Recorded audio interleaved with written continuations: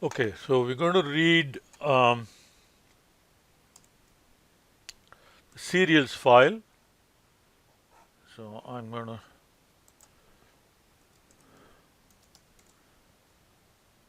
copy that and then change serial.df, and the name of the file is serials, and then we will do an str of serial.df. Okay, and here we have, okay, so if you look at the data, and then you say first three are character data. So they are categorical data. Remember, principal component analysis is only for numerical data. So we can change them into dummy variables and then use them in PCA, the principal component analysis.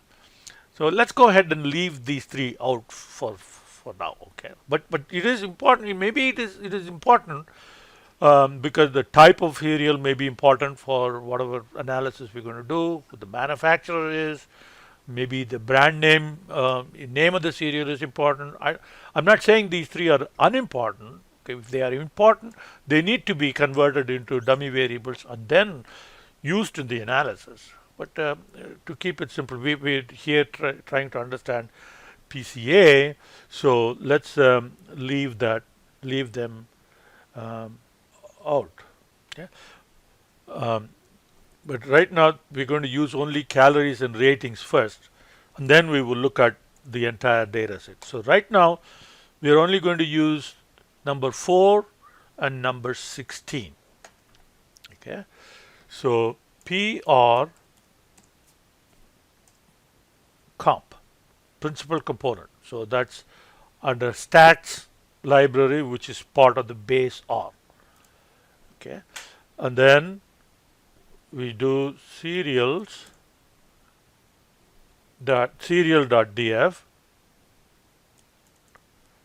Okay, and two variables 4 and 16. Okay, now so that's your principal components weights. Weight for the first principal component, weight for the second principal component. Now you may want to, sometimes data frames may have lots of missing values. So you may run into trouble. So we could say if you have NA omitted, NA being a missing value, so omit that.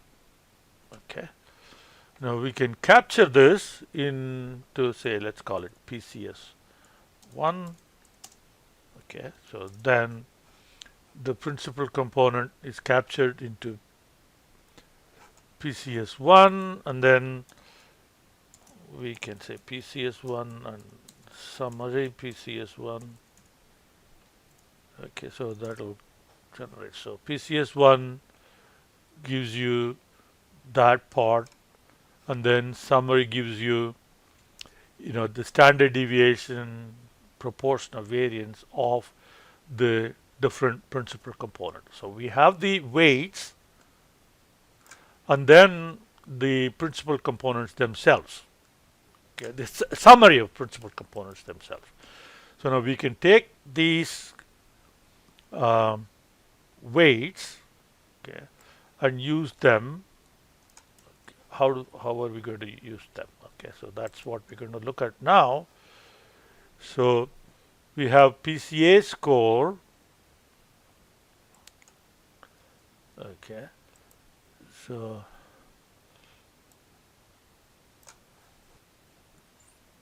we need to do text columns. Okay, so these are in single line, so we'll break them up into these parts.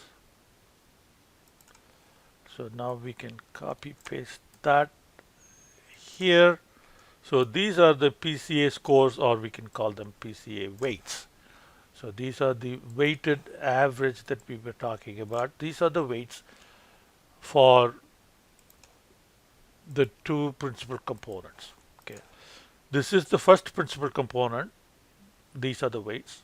This is the second principal component. These are the weights. Remember, you will get as many principal components as the number of variables that we started out with. Here we started out with two variables, so we get two principal components. So from these two principal components, we can convert the values. Okay, so each x of 1 will then have a corresponding value for z1. So these are PCA scores or weights, right? Now the actual value of x sub 1 and x sub 2 will have to be converted to corresponding values of the principal components z1 and z2, and this is the formula we use. Okay, x sub 1 minus the mean of x sub 1 times the weight for x sub 1. Okay, so that one, and then second weight is that. Okay, so here we have to compute the mean first, average of all of these. Okay, so that's the average of x sub 1. Okay, and copy that over. Okay, now let's find the difference between each value and its mean. Okay, so that's x sub 1 minus x bar. So this will be x sub 2 minus its mean. Again, press F4. All right. So now we have the difference between the actual value and the corresponding mean. Okay, so this is for calories, this is for rating. So for Z1, so we have some weights, and Z2 we have some weights, right? Now we need the weights. Okay, so let's Z sub 1 weights, right? So Z sub 1 weight for calories. So remember, these are the variable names. Okay, well, I need to calories. Okay, for Z sub 1, the weight for calories is that. Well, weight for calories is that, and weight for rating is that. That is for Z sub 1. Okay.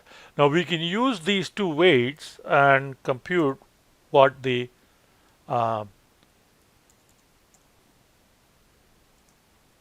Z sub 1 score is going to be. So we multiply each weight with the corresponding difference between the value and its mean. So take these two values and multiply by the weights. Okay, so the weights must always come from, for each of the observations, weight must always come from row 2, so make that absolute reference. So that's going to be the principal component for first observation. So first observation, it took both the values, adjusted for mean, and multiplied by the weights assigned for the first principal component. Okay, so that will be our Z sub 1. And we do the same with Z sub 2. Again, for each value, adjust by the mean, and then use the weights for Z sub 2. So Z sub 2 weights are what? Z sub 2 weights for calories, it is this, and the weight for rating for Z2 is that. Okay. So now we can compute the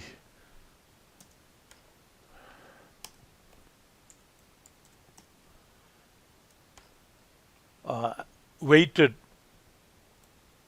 linear combination. So you take the two values, calories and ratings adjusted for mean, and then the weights.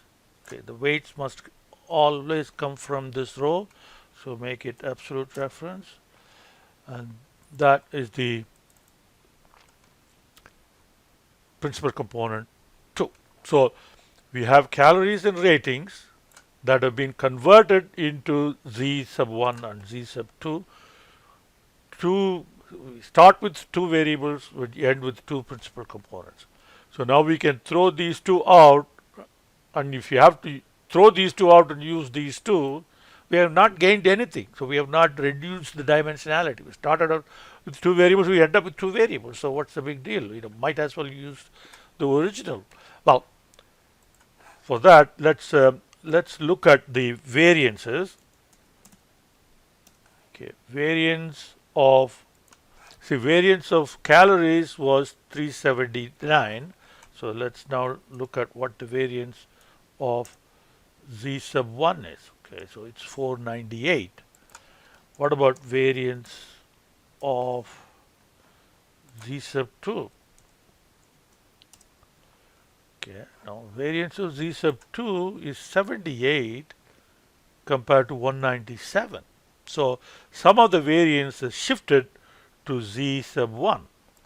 So now let's look at covariance. What do you think the covariance is going to be? Remember, these two are the weights for Z sub 1 and Z sub 2 are calculated in such a way that these two are totally unrelated. So that means the covariance is going to be 0. They're not going to be correlated at all. So that is one of the advantages of principal component analysis, because the principal components that we get are completely uncorrelated. There is no multicollinearity at all. Okay. All right. So let's look at the total variance is that plus that, right? The variance of Z sub 1. Okay, so variance of Z sub 1 and the variance of Z sub 2. Okay. That divided by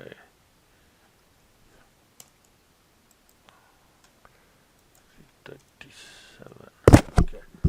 So you see here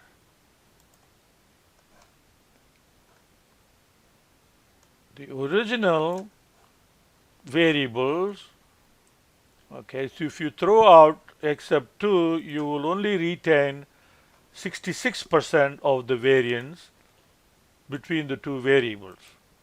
Whereas here, if you throw out Z2 and keep only Z sub 1, you will still have 86% of the variance in the data. So that is the reason why this whole process makes sense. So once you convert, we can throw not only these two out, we'll throw Z2 out and keep only Z1 for our predictive purposes. Okay. Now one may argue, well, that's not good enough. We are throwing away 14%. So that's true, because this is a small problem with just two variables. And when we have like 50 variables, and you'll see that out of that 50 variables, when you convert them into 50 principal components, then maybe only 15 or 20 will account for 99% of the variance. So instead of having 50 variables, then we will have only 15 or 20. Okay, that's the advantage. But of course, the drawback is that the principal components are completely opaque. Okay, when you use calories and ratings, they make sense to you. Okay, you can understand how they relate to the target. Whereas if you have Z sub 1 and Z sub 2, you don't know what they are.